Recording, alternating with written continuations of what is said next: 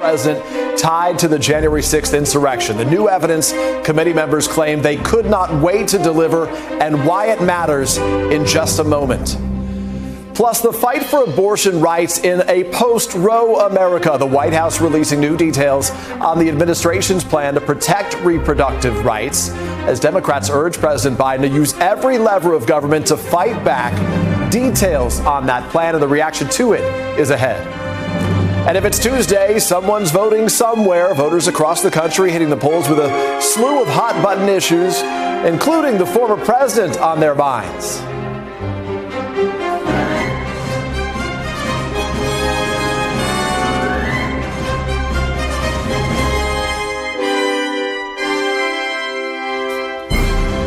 Welcome to Meet the Press Now. I'm Peter Alexander, in today for my friend Chuck. And in a surprise January 6th committee hearing that wrapped up just a few moments ago, a former White House insider painted a dramatic portrait of a president unhinged on January 6th, willing to defy the wishes and warnings of his lawyers, his advisors, and his Secret Service detail in an effort to overturn the election and to try to march with his armed supporters to the Capitol. The star witness today was this young woman, a 25-year-old Cassidy Hutchinson, an aide to then Chief of Staff Mark Meadows. She was in the West Wing and with President Trump on January 6th, literally in the room where all of this happened. Hutchinson describing the warnings received from the White House that the rally could turn violent that went unanswered by Meadows. She also recounted how President Trump was angry that his supporters couldn't get through magnetometers, those security machines at his rally at the Ellipse that morning because they were armed, which she says both the president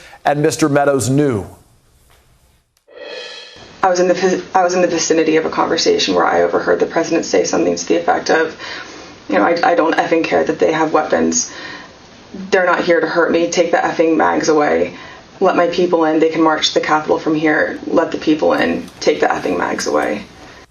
Hutchinson's testimony painted the portrait of a president hell-bent on heading to the Capitol with those supporters, and she described an altercation inside the president's limousine. The president having this moment, this encounter with the Secret Service head when they rejected his demands, recounted to her by the president's deputy chief of staff.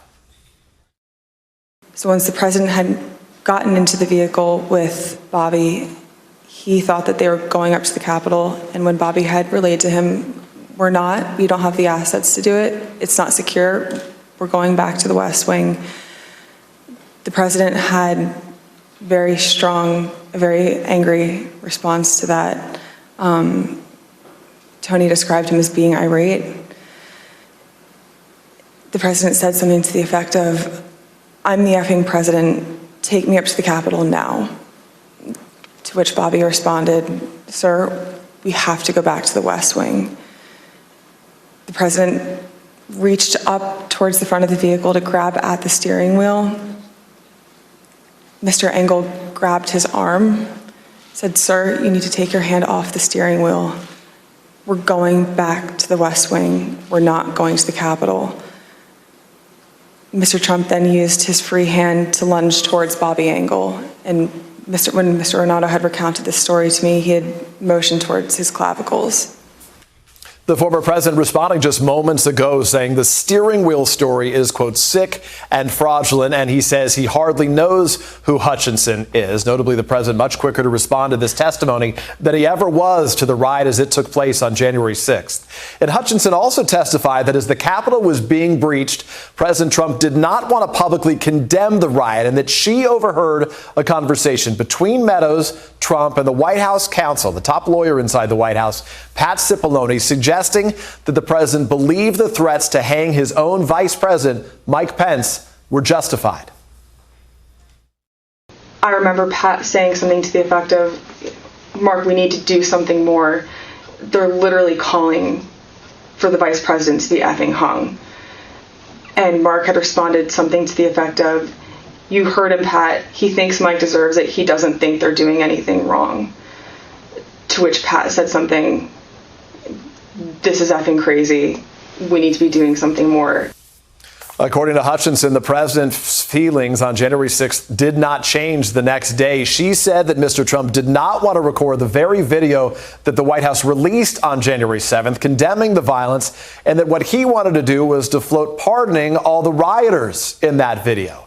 She also said that her former boss, Mark Meadows, requested a pardon related to January 6th. Folks, this hearing gave us the biggest window yet into President Trump's demeanor and his mindset on January 6th, and frankly, in the days leading up to it. The testimony, as the committee laid it out, portrayed a president ambivalent to violence, indifferent to danger faced by lawmakers, and willing to defy those around him to push his false narrative on the 2020 election. NBC's Julie Sirkin is on Capitol Hill for us. Also joining us is Washington Post investigative reporter Carol Leonnig. She's an NBC News contributor, fortunately for us. And with me on set is former U.S. Attorney and senior FBI official Chuck Rosenberg. He is also an NBC News legal analyst. Julie, let's start with you. You are there. You witnessed this happening from the Hill. Give us a sense of the mood at the Capitol right now after what was really just this incredibly dramatic day, delivering, I think most Americans will agree, on what had been a surprise announcement, a secret witness. Yeah, Peter, in the words of committee member Jamie Raskin, he, walking out of the room, said that Cassidy Hutchinson blew away the pretense that former President Trump was not aware of what happened on January 6th and wasn't aware of the violence that would ensue when rioters stormed this building I'm standing in. She went on to detail painstakingly the hours on January 5th and January 6th, including that speech that President Trump gave. She detailed those moments where she was with him watching the videos of the crowds, how he knew that some of them were armed and wanted them to go through the mags anyway to fill the gaps in the crowd. I had a conversation with some of the officers who were there on January 6th, including one who was injured so gravely that he just told me and my colleagues that he will no longer be in uniform due to the injuries he sustained physically and mentally. I'm talking about Sergeant Aquilino Ganel, who was an Iraq War veteran. He served overseas, and yet January 6th is the event that drove him to put a pause on public service. It's just really an emotional day here on the Hill. Of course, House members and the Senate are both out, but in the room, those officers and those in the audience just stone-faced as they watch the revelations from Cassidy Hutchinson, a surprise hearing that many would argue did not disappoint. I was, Julie, I got to tell you, as I was watching that hearing during our special coverage on NBC News and on NBC News Now, I was getting text messages from former White House officials under Donald Trump, just those big eyes who were just stunned by what they were seeing. Carol, to you now, having covered the Trump administration, you having been so close to many of those who served in there as part of your reporting over that time, the president would repeatedly attack these individuals if they weren't on the record, saying these were made up, that these were fake sources. But today you had a 25-year-old, a young woman, standing before the American audience and frankly before the world, saying it under oath to the world. What was most stunning and striking to you? Oh, boy. I try not to be hyperbolic in describing things that are surprising to me, but I was surprised over and over again. And I'd say the three biggies for me, Peter, were: one, that Trump knew that people had firearms who were his supporters gathering outside the ellipse and moving towards the South Lawn for his speech and his protest. He knew he was going to send them to the Capitol. He knew they were armed, and he used a lot of expletives to say that he wanted the Secret Service to basically stop taking their guns away from them or screening them for firearms. So that's really bizarre, because you're essentially saying you're fine with a bunch of armed people illegally being at your rally, and as he said it, according to Cassidy Hutchinson, they're not here to hurt me. Take down the effing mags, the magnetometers that screen people. That's a bizarre choice of any person in any city, in any situation, but particularly bizarre for a president whose life is protected by those magnetometers, who is responsible for the rule of law in our country. Second huge takeaway for me would be that this altercation inside the president's SUV as it tried to take him back to the Capitol, that he was furious and had been led to believe by Mark Meadows that he was going to be able to go up to the Capitol, as he had ridden along other Stop the Steal rallies in November and December, that he was going to be able to follow these tens of thousands of people who were there for him to go to the Capitol. And when he was told that wasn't going to be safe, that wasn't going to happen, he not only tried to grab the steering wheel, but he lunged for the head of his Secret Service detail, lunged for his neck. That is pretty striking. I've heard every story in the book that you can think about, no pun intended, involving the Secret Service. I've never heard a president ever do that. Probably the closest would be Lyndon B. Johnson threatening to shoot out the tires of Secret Service cars that came too close to him when he was shooting and hunting on his farm in Texas. The third huge one for me is that Pat Cipollone, White House counsel, was convinced that if they continued in this crazy scheme of helping the president lead people up to the Capitol, some of them, as you know, armed, that they would be charged with all manner of crimes. And indeed, the Department of Justice is looking at just that now. Yeah, those are your headlines, obviously, from what we heard today. Carol, thank you. Chuck, let me ask you about this from a legal perspective right now. Before we heard the testimony from Cassidy Hutchinson today, you said to me the key words to listen for are, I heard him say. I heard him say the following, because, as you've noted, the president can claim that he was ignorant, that he didn't really understand what we are told had been repeatedly said to either him or to those closest to him, some of his top aides. So we did, in effect, hear some of those words behind the scenes at the rally that took place at the Ellipse. Did this, what you heard today, change anything as it relates to the potential for criminal referrals? Maybe, Peter. Maybe. We heard more of that. We heard that he understood, as Carol just described, that the armed people at his rally weren't there to hurt him, which begs the question, then who were they there to hurt? All of that sort of evinces somewhat his intent. It demonstrates his intent, but not perfectly so. And here's a caution, a caveat. The committee has interviewed 1,000 people. They've reviewed tens of thousands of documents. I mean, just doing simple math, if you talk to 1,000 people for 4 or 5 hours each, you have 5,000 hours of testimony. We've now seen 10 or 12. Mm-hmm. So if I'm going to make a prosecutive decision, and that used to be my job, I want to see everything. And I want to try and test it, because in the crucible of a courtroom, you have cross-examination, for instance. And the defense can put on a case if they so choose, for instance. And you have a judge making decisions about what's admissible and what's not, for instance. So are we closer?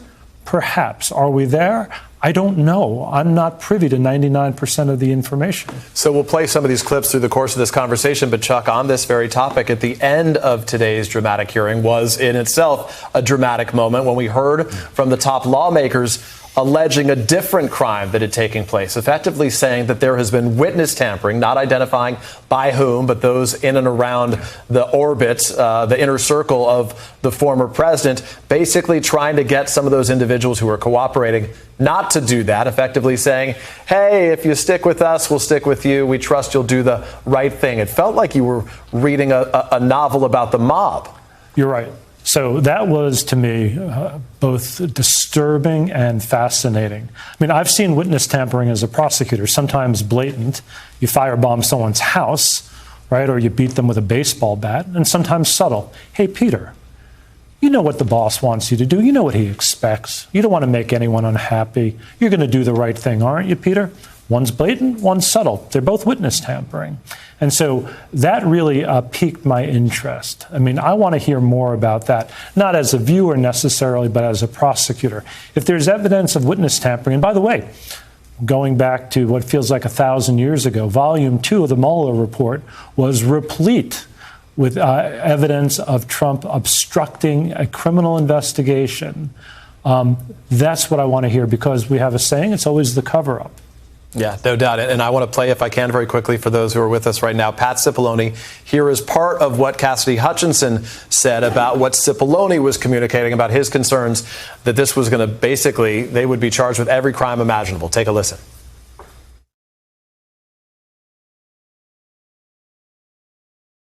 He said to me, we need to make sure that this doesn't happen. This would be legally a terrible idea for us. we have serious legal concerns if we go up to the Capitol that day. Mr. Cipollone said something to the effect of, please make sure we don't go up to the Capitol, Cassidy. Keep in touch with me. We're going to get charged with every crime imaginable if we make that movement happen. Do you remember which crimes Mr. Cipollone was concerned with? In the days leading up to the 6th, we had conversations about potentially obstructing justice or defrauding the electoral count. Julie, Pat Cipollone, the former White House counsel, is on a long list of individuals that the January 6th committee wants to hear from publicly right now. Is there any reason to believe that this would open the floodgates to more witnesses, as the committee members sort of asked for at the end of today's hearing? And separately, what are you hearing from Republicans? You're on the Hill. How do they try to explain any of this? I'll answer your first question first, which is that Benny Thompson, the chairman, coming out of the hearing today, said they're still hoping to hear from Cipollone, even behind closed doors. And it's obvious why when you listen to Cassidy Hutchinson's testimony. And it's also obvious why they needed to hold this hearing so last minute today, because it really kind of sets the course for the next several hearings. They're going to go down this road with Pat Cipollone, hopefully in person during a public hearing. They're going to continue to investigate and connect the dots that Cassidy Hutchinson laid out today. And when you look at Republicans reacting to this, you mentioned some of the reaction you're getting from Trump allies, from former Trump staffers telling you sort of how surprised they were and taken aback. But you also have former President Trump live commenting on his social media platform, essentially calling Hutchinson's testimony hearsay and also saying that there's no cross-examination in the room. That immediately led me to think of what President Trump said last week when he sort of criticized Kevin McCarthy for not putting Republicans, aside, of course, from Cheney and Kinzinger, but those Republicans that would defend former President Trump on the committee. Of course, they don't have anybody like that in the room. But also, when you look at this hearing today and what was able to be laid out by Hutchinson and the dots that she connected here, and also who was questioning her, Liz Cheney, a conservative, a Republican, her father, of course, an iconic conservative as well. I don't think any of that was done by accident, that Cheney was the one questioning 25-year-old Cassidy Hutchinson, who I can't imagine how worried and terrified she was to even come here in the first place and detail and disclose just all of those conversations that she was so privy to. And Chuck, I want to ask you to go back, and Carol, the last thought will come to you in a moment, but when we heard about that moment at the Ellipse where the president was made aware that those outside the magnetometers had weapons and that they weren't allowed in, and he said, just let them in, they're not here for me. His acknowledgement, his knowing what's going on there as she communicates, how problematic is that? The president knew these folks had weapons, he wanted to let them in, and he knew where they would be headed afterward. Well, that's exactly right. He wasn't worried about himself, which is unusual for the man because that seems to be his primary obsession. But to your point, Peter, he knew they were armed, and he knew where he was going to send them. What did he think was going to happen? Something good? It's hard to believe. And so I think it's very telling, particularly when, I mean, maybe his goal was a bigger crowd. That seems to be important to him, too, if you recall the kerfuffle over the inaugural It's the way things started and the way, in many ways, things finished for this president. The way they started and the way they ended. But you know what the difference is? These folks were armed. Yeah, no doubt. Carol, finally to you, if I can. Can you help us put into some context what we just saw today? I think if this were just to land in our laps out of the nowhere about a presidency, it would blow our minds, right? But in some way, we have heard so much of the outrage and the behind-the-scenes bickering and arguing and the president's behavior that it may not be as stunning to folks. You said even you were surprised by this. But where does this fit sort of in the context of this president's legacy, this testimony today? You know, we have a small saying inside the Washington Post, like, is there going to be an Alexander Butterfield moment a la the Nixon Watergate investigation? And I think this comes about as close as there is. She didn't have tape recordings of her conversations with Pat Cipollone, Mark Meadows, or Tony Ornato, the White House Deputy Chief of Staff, but she brought receipts. She had very detailed information. And I'll add that some of the people she's described, there are corroborating witnesses who describe something similar to what she provides. She gives the connective tissue, Peter, about what the president knew, said, and did that day.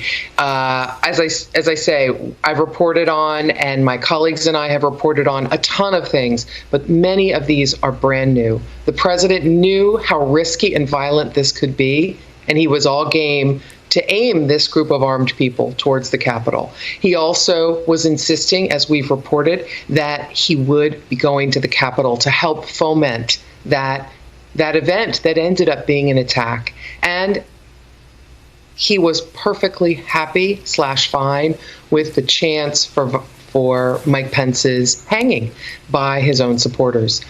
How much more shocking can it get? I doubt the committee can get more shocking than this. Yeah, no doubt. That definitely drew our eyes back from so many other headlines we've been focused on in a way that I don't think even we believed was possible. Carol, Julie, Chuck, appreciate you all being here. Thanks for getting us started. And coming up, we're going to continue to dig in to this dramatic testimony and what it means politically for the former president, for his party, and for Republican members of Congress who sought pardons. We just learned today as well that Rudy Giuliani and Mark Meadows sought pardons as well. Plus, new reporting on Democratic dollars being spent on promoting right-wing candidates. We'll explain that story and much more ahead.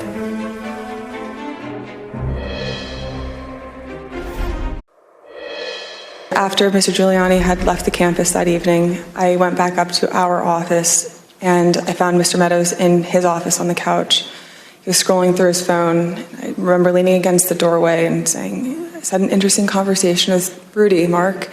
Sounds like we're going to go to the Capitol. He didn't look up from his phone and said something to the effect of, there's a lot going on, Cass, but I don't know. Things might get real bad on January 6th. Welcome back. So much for there being a quiet week in the middle of the summer here in Washington as we've been seeing this stunning day of testimony from Cassidy Hutchinson, the former aide to White House Chief of Staff Mark Meadows, in front of the January 6th committee. Let's get to our panel. Joining me on set is National Journal political editor Josh Kraushaar, Democratic strategist and MSNBC political analyst Juanita Tolliver, and Brendan Buck, the former advisor to House Speakers John Boehner and Paul Ryan. I think most people are still just trying to digest what we just saw right here. So I just want to get your initial reactions, Josh, to what you saw right there. That was one of those moments as Cassidy Hutchinson was talking about Rudy Giuliani in the days leading up to January 6th, acknowledging that things were going to get bad. Wow. I mean, first of all, what we learned today is how premeditated. This was not just some organic protest where violent people stormed the Capitol. You had the president wanting to get rid of the mags, not have a security check for folks who had weaponry on them heading towards the Capitol on the National Mall. So we know that this was not just some chaotic event. This was actually more premeditated, pre-planned. And we also learned the bravery and the patriotism from someone like Cassidy Hutchinson in comparison to other folks in the Trump inner circle, from other Republicans. We heard about Kevin McCarthy and what he thought on that day and what he's done and said since. There's a certain bravery that you see when someone is able to tell the truth. And it was in the room, literally feet from the former president, when all this stuff was going on. Yeah, it's somehow liberating for her to do this. And she's now done it 5 times, 4 times privately in depositions, the 5th time in front of the world with, millions of people watching. Brendan, to you, and you know the role that she played, how integral Cassidy Hutchinson was. There were some Republicans in advance who tried to dismiss her as kind of a low-level individual. That's not the case, as evidenced by the fact that she was literally the middleman between the White House counsel and the chief of staff on numerous occasions. She was always on Mark Meadows' hip anywhere that he went. Yeah, they're trying to say she's a junior aide. Yeah, she's young. She was 23, 24 years old. But every meeting that Mark Meadows had, she was in, and she was a note taker. Mm-hmm. She was there to remember what happened, which is obviously very helpful right now. And I think Mark Meadows is to me, one of the big stories of today. Just how small a person he looked like in such a big moment.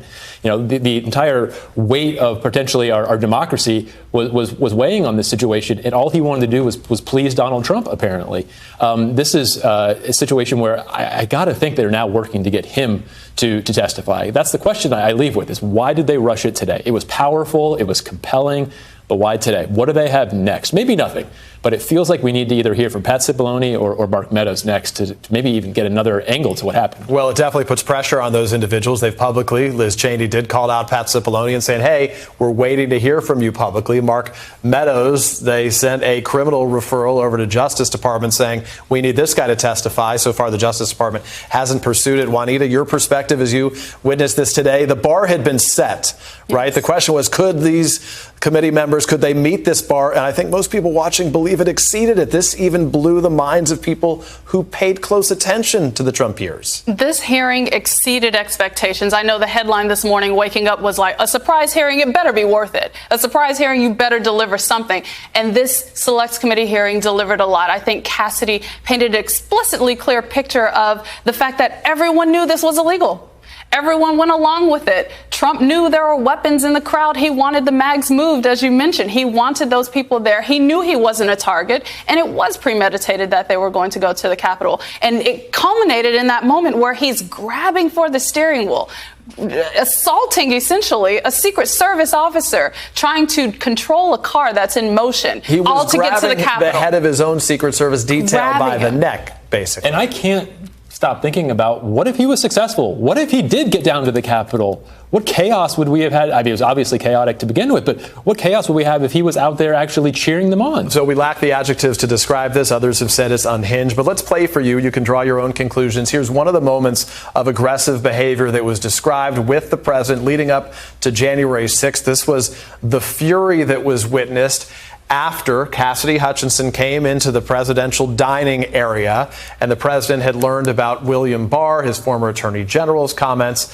that there was no widespread voter fraud. Take a listen.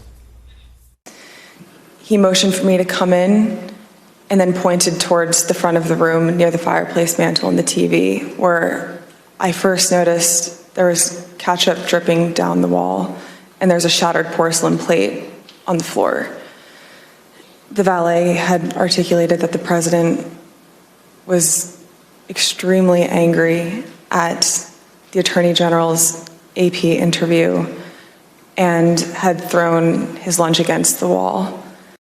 Josh, what strikes me about this is for the last several years we've been reporting these details, as communicated to me and other reporters, about these dramatic explosions inside the West Wing, and Trump supporters would blow them off and the president himself would attack the reporter for it.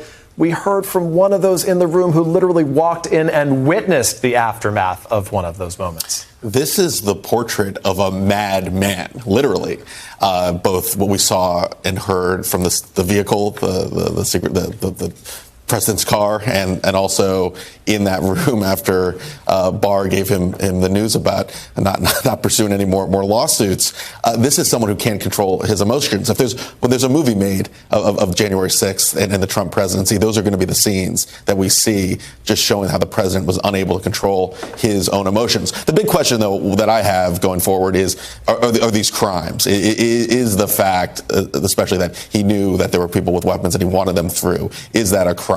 It is some of the stuff we learned about him wanting to go to the Capitol, assaulting a Secret Service officer in the car. Does that move the ball on one of the more important questions going forward? Will the DOJ get involved? That may ultimately determine whether this whole hearings, this whole testimony made a difference. Because this is what I struggle with. I don't know if politically this is actually going to change a lot of people's minds.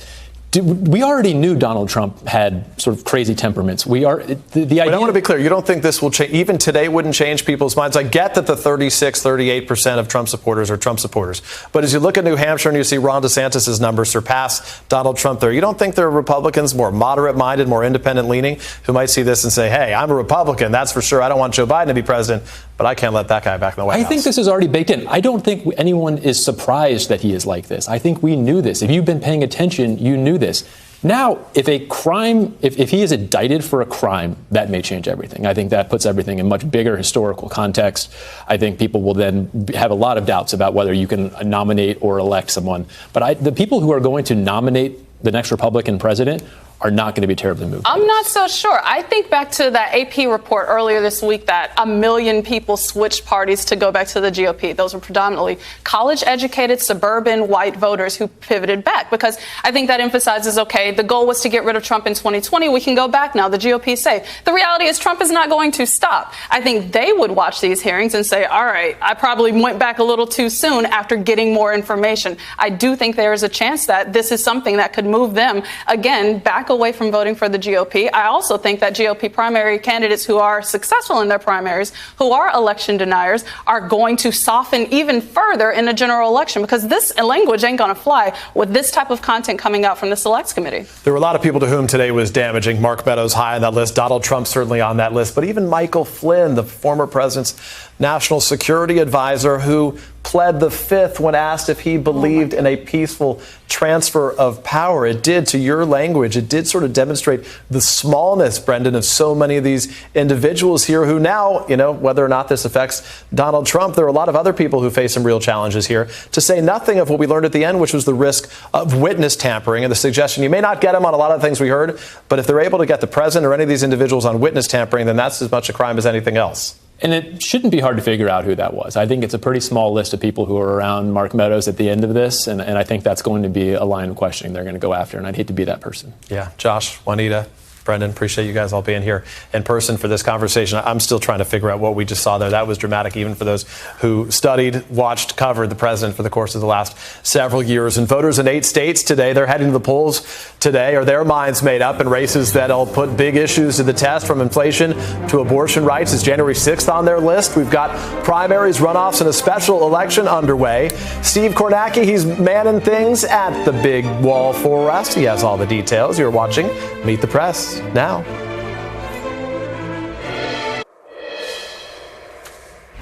Welcome back. You're watching Meet the Press Now. And you know what we like to say around here? If it's Tuesday, someone is voting somewhere. And today that somewhere is 7 separate states. Primary polls now open in Colorado, Illinois, Oklahoma, and Utah. It's also governor and lieutenant governor primary day in New York. There's a special election in Nebraska. And we're also following a handful of runoff elections in Mississippi and South Carolina. And as the January 6th committee continues its work, one of the storylines that we're watching today are Republican primary races where Democrats are meddling and spending millions of dollars to try to bolster candidates who are election deniers, assuming that those candidates will be easier to beat in the general election. Let's get right to Vaughn Hilliard. He's one of our favorites here at NBC because he's constantly on the road. He's in Colorado today, one of the states where Democratic dollars are going to far-right candidates. Steve Kornacki, another NBC favorite, at the big board for us today. Gentlemen, I'm glad that you're helping us out here. Vaughn, walk us through this. How much money are we talking about, and where is that money going? Right. Let's just take Colorado into account, because that's where we are here. And yes, it has gone blue the last several election cycles. At the same time, Democrats aren't turning their head at any of these even seemingly blue states like Colorado. And that is why you have seen an infusion of money through super PACs, but also the Democratic Governors Association funneling in. We're talking about millions of dollars into these campaigns, these GOP primaries. You laid it out there. Backing and promoting, promoting the candidates who are election deniers, because they are perceived to be easier candidates in the general election, for the likes of Democratic Senator Michael Bennet to beat in the general election, as well as Democratic incumbent governor here, Jared Polis, to beat. I want to let you just watch for yourself 2 of those campaign ads, and the very first one you're going to see is attacking John O'Day, who is the U.S. Senate candidate, who is the perceived more moderate candidate in this. Take a look at these ads. What do we really know about Republican governor candidate Greg Lopez? Lopez supports Trump and agrees with him that the 2020 election was stolen. Greg Lopez is too conservative for Colorado. Politician Joe O'Day is not who he says he is. O'Day says he wants to rein in government spending, but he supports Biden's $1.2 trillion spending bill. And before running for Senate as a Republican, O'Day actually supported Democrats. No way, O'Day. Colorado deserves a straight shooter. I talked to both the Republican, the more moderate candidate for governor, as well as the Senate here yesterday about these ads, and they were frustrated. And they said they found it hypocritical for Democrats, if for, on one hand, saying these election-denying candidates are so dangerous, yet on the other hand, infusing millions of dollars into these primary battles to keep the more moderate candidate, the non-election-denying candidate, from ascending to the general election. That is what we're talking about here at play. And the question is, ultimately come tonight, will those election-denying candidates be able to pull off wins, in part because of those Democratic-infused dollars? All right, let's check in with Steve right now then. Vaughn, thank you for setting us up one way or another. Steve, we know that some incumbent members of Congress, they're going to end up losing today. Talk us through what you're watching in the states of Illinois and Mississippi. Yeah, a couple things. I mean, just starting in Colorado where Vaughn left off here, just in terms of the stakes for why Democrats would be pumping so much money in on the Republican side in the primary here. It's because, look, Biden did win this state in 2020. You see the margin here, about 13 points for Biden over Trump. But, you know, if it's the red wave Republicans are banking on this fall, that could translate into a competitive race this November. So you've got this showdown here. Hanks, O'Day, you talked about the issues there of the 2020 election. O'Day says he accepts Biden as the winner. Hanks says it was a stolen election. Abortion following the Roe v. Wade decision also at issue in this campaign. O'Day says he's pro-choice. He would actually take Roe versus Wade and he would codify it into law. Hanks sponsored legislation in Colorado that would ban abortion even in the case of rape and incest. So we could get a very interesting readout on where Republican grassroots voters are in the wake of Roe there. The interesting thing in terms of all of that money we're talking about Democrats pouring in here, there's a precedent for this in Colorado. This is what Democrats are thinking of. You're going back to 2010 here. This is how Michael Bennet first got elected to the U.S. Senate 12 years ago. Remember, it was a red wave year, the shellacking for Obama in his first midterm. Michael Bennet in Colorado somehow bucked that national tide. He did it because his Republican opponent, Ken Buck, pulled an upset in the Republican primary and had a position particularly on abortion, similar to the one that Ron Hanks has now. The Democrats were able to exploit electorally. Voters in Colorado were not willing to go for Buck even in a very, very Republican year. It's how Bennett got elected in the first place. So that's sort of the backstory to the strategy they're employing right now. You mentioned, though, no matter what today, there will be at least 2 members of Congress who lose their seats. At least 2, and the number could end up higher. One of them will be in this district, the 6th District of Illinois, right outside Chicago. 2 Democratic incumbents under redistricting, pitted against each other. It's Sean Casten, Marie Newman. One of them will lose. One of them will be done as a member of Congress. Same story in the 15th District of Illinois. Redistricting, new map, new lines. You've got Mary Miller, a Republican endorsed by Donald Trump, running against Rodney Davis. One of these incumbents will lose their seat, will lose their place in Congress tonight. That's just in Illinois. In Mississippi, 2 runoffs here. Very unusual situation in Mississippi. This almost never happens to incumbent members in Mississippi. But look at this, a Republican, Michael Guest, 3rd District of Mississippi. In the preliminary, no one got 50%. That means Michael Cassidy, a challenger, and Congressman Guest are in a runoff today. Why is Guest in trouble with Republican voters in the 3rd District of Mississippi? He voted for the formation of that bipartisan January 6th commission. That has been a major issue in this campaign. Cassidy absolutely could win today. Guest in danger of losing his seat. In the 4th District of Mississippi, here's an incumbent, Stephen Palazzo. He's been there for 12 years, barely cracked 30% in the preliminary. He is in deep trouble in a runoff against Mike Ezell here. There have been allegations of corruption against Palazzo. There have been some local issues that have been part of that campaign as well. In Colorado, an incumbent, Doug Lamborn, he's facing a very stiff challenge in a primary. We're going to keep an eye on that one as well. There is also this, the 3rd District, Western Colorado here. Lauren Boebert. This is a deeply Republican district, so deeply Republican that Democrats, who would very much like to see Lauren Boebert out of Congress, have been organizing to get voters to register as unaffiliated in this district, and by so doing, allowing them to cast ballots in this Republican primary, presumably for Boebert's challenger, State Senator Dan Corman here. So far, a couple thousand of Democrats apparently have re-registered. It's a bit of a long shot, but this is another one we're going to be keeping an eye on tonight. Steve Kornacki, we appreciate it. We'll be watching you through the course of this evening. And before we go to break right now, an update on the horrific discovery near San Antonio, Texas, where dozens of migrants were found dead today in a tractor trailer. In fact, that discovery happened overnight, and we learned new details this morning. The death toll this morning and today now has risen to 51, according to a Bexar County commissioner. A Homeland Security Investigations unit has detained 3 people believed to be part of the smuggling conspiracy, according to ICE. This is one of the country's deadliest human smuggling cases in recent history. In a news conference this morning, Mexican President Andrés Manuel López Obrador said that 22 of the victims were Mexican nationals. He said when he meets with President Biden next month, the immigration issue will be central to their talks. For his part, Texas Governor Greg Abbott has blamed the deaths on President Biden, saying in a tweet last night that they were a result of, quote, his deadly open border policies. The White House has declined to comment on Abbott's tweet, instead directing reporters to the Homeland Security Secretary Alejandro Mayorkas' message. He placed the blame directly on human smugglers, calling them, quote, callous individuals who have no regard for the vulnerable people they exploit and endanger in order to make a profit. We'll be right back with our NBC News White House reporter traveling overseas with the president. Welcome back. Turning to politics overseas, Turkey has agreed to support Sweden and Finland's NATO application after the countries agreed to a security commitment.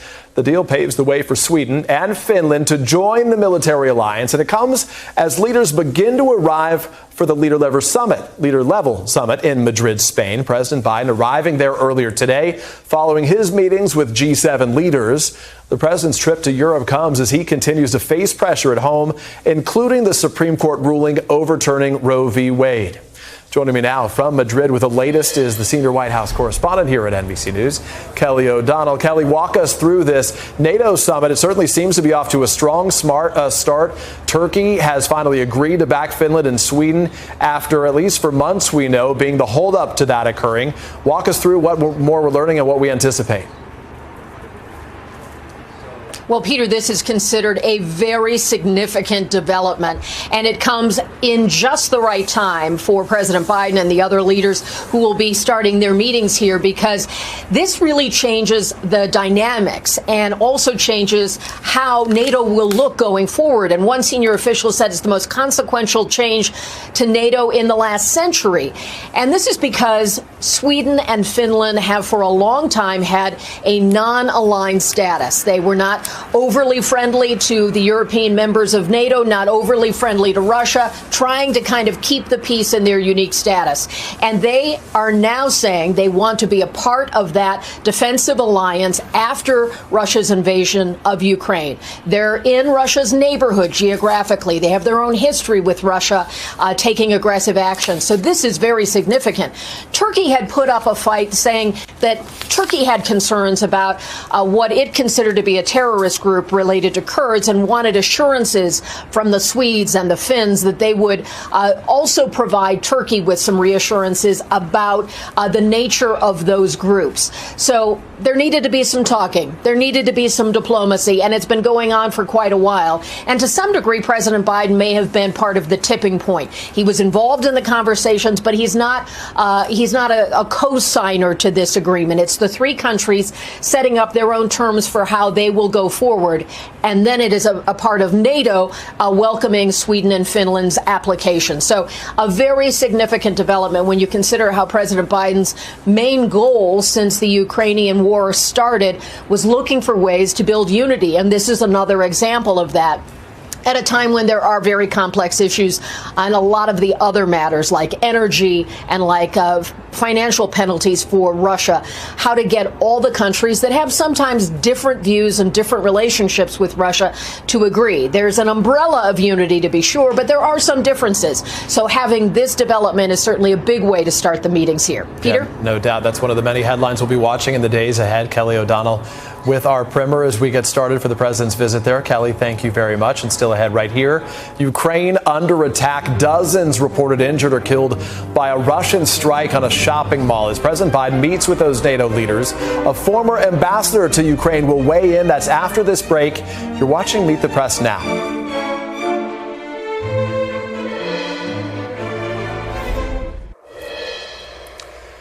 Welcome back. Rescue workers continue to search for survivors after Russian missiles struck a Ukrainian shopping mall yesterday. It was filled with hundreds of civilians. According to Ukraine's interior minister, the death toll there has now risen to 18, with nearly 60 others injured. More than 20 others remain missing. Russian Foreign Minister Sergei Lavrov is now claiming Russia bombed a hangar that contained U.S. and European weapons, and as a result, an empty shopping mall nearby, he claims, caught fire. The G7 leaders condemned the attack. They called it a war crime and pledged to impose economic pain on the Kremlin, including a plan that could place a price cap on Russian oil. The U.S. State and Treasury departments concurrently announced new sanctions today against Russia's defense industrial base, as well as a number of Russian military units, and re-sanctioning the FSB. As we have said before the break, President Biden is now in Madrid, where, like the G7, NATO leaders are expected to discuss the war in Ukraine and the alliance's posture towards Russia. And joining us now is the former U.S. ambassador to Ukraine, Bill Taylor. He's joining me on set. Ambassador Taylor, I appreciate your being here. I want to ask you about the awful situation we witnessed in Ukraine just yesterday with the bombing of that shopping mall in a moment. But first to the news that was making headlines within the last couple of hours, and that's Finland and Sweden now joining NATO. If Vladimir Putin's desire was to weaken NATO, to have the allies crack apart, this is the most clear manifestation of the opposite happening. It absolutely is, Peter. And it's a big deal for NATO. I mean, Finland and Sweden bring a lot to the alliance. They bring military capability. They bring strong democratic credentials. They bring a lot of credibility to it. And this is a very good message for the Ukrainians. I mean, the Ukrainians see the NATO that is supporting them, and they see it stronger. And it's exactly what you say. This is the opposite of what President Putin wanted. So walk us through what the situation is in Ukraine right now. I think it's striking to a lot of people who only pay attention now with less frequency to the situation in Ukraine. The idea that there's even a functioning shopping mall in that country. The idea is the whole country's been decimated. But as you and I know, and there are lots of parts of that country where people are trying to be resilient, to continue with their lives, which made this most recent attack so haunting and so awful there. The message from Vladimir Putin clearly was one sent with America and its allies beating together right now. But what do you make of the latest round of attacks and the latest round of rhetoric from the President Putin and his allies? So, Peter, they are trying to bully the Ukrainians. They have been trying to pressure the Ukrainians. They've not given up on their overall goal to dominate Ukraine or to indeed to eliminate Ukraine. That's what they've been after. Putin's been after all along. However, as we know, the Ukrainians have been pushing back hard. The Ukrainian military has done an amazing job, and they're now getting the weapons that they've been asking for. They're now getting these heavy, long-range missiles. How does that change the equation, these long-range missiles that they've been asking for? That changes the equation in that now the Ukrainians can hit back at the artillery, at this long-range artillery that the Russians have. Before they had these weapons, they weren't able to do that. And they had to get closer to the Russians in order to fire their weapons, allowing the Russians to attack them. And so the Russians have been just bombarding the Ukrainian positions, as we've seen in Severodonetsk and these other towns, and they've been making some progress in the center. They've not been making progress in other parts of the country. In the U.S., we know the U.S. and NATO are now expected to announce an increase in the force posture. The president saying he's going to continue to fortify the American presence in that region, most specifically as it relates to Poland and some of the Baltic states there as well. This, I mean, we are getting deeper and deeper into this, if not in Ukraine itself, but the U.S. is not backing down from its effort to help Ukraine. It is not backing down at all, and goes back to something you mentioned at the beginning. That is, this is the opposite of what Putin wanted. He wanted a NATO that was pulling back. And now he's getting a reinforced, stronger NATO, not just bigger, not just as with the Finns and the Swedes, but now he's getting more troops that are on alert.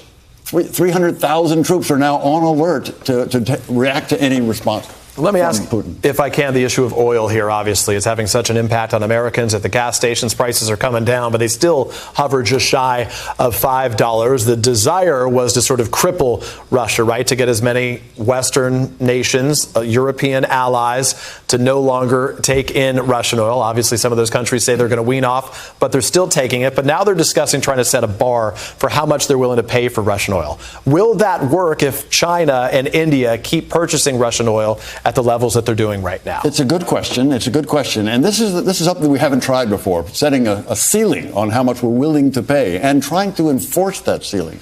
That'll be tricky. But you're right. These revenues that are coming in from Europe into Russia, they are funding this war. They are funding the war. So some way to move that down is going to be really important. I'm trying to ask the best questions I know, but you cover this much more closely than I ever could. What are we missing? For those who are paying attention to what's happening right now in Ukraine as it relates to the U.S. and to Russia, what's the one storyline that's not being seen right now we should watch? The storyline I think that we need to keep our eye on is the importance of Ukraine winning.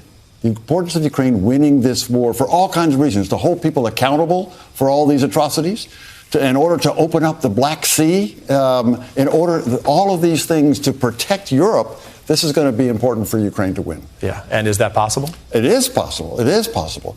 The Ukrainian military has been dragging out, has been holding on to places that no one expected them to do. And that has given time for these weapons that we just talked about to get there.